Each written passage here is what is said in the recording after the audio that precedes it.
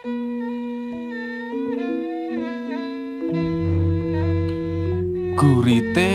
Lakiem.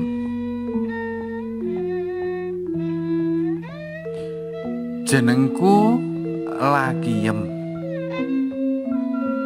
prawan kembang desa kidul Kali Gurem. Jare simbok, jeneng kuwi donga jejapa kang tansah dak gembol ing wewege payudara, bisa wong lanang ayem semende ing dada. Jenengku Lakiem, ora duwe apa-apa kejaba esemmu jiwat kang tansah dak sawatake saben priya liwat.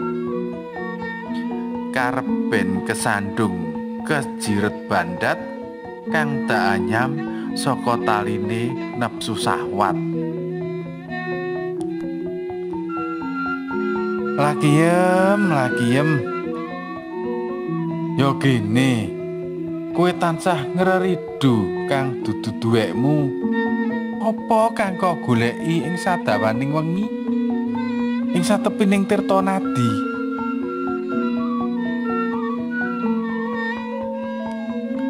Jenengku Lakiem, aku kuwi kembang kang tuwuh ing pinggiratan, bisa dipethik sok sapa wae kang ngarepake.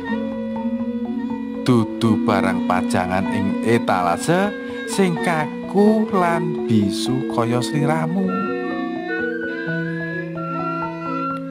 Aku dijenengake Lakiem, tinakdir aweh pemarem, senajan dianggep reget lan uhing masyarakat, digething para wanita kang nganggep dirine resik lan kinurmat.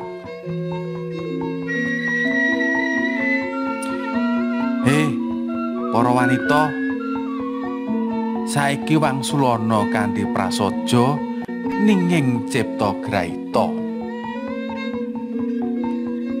Yen ora ana aku, menyang endi playune nepsu? Sedeng kowe ora bisa apa-apa.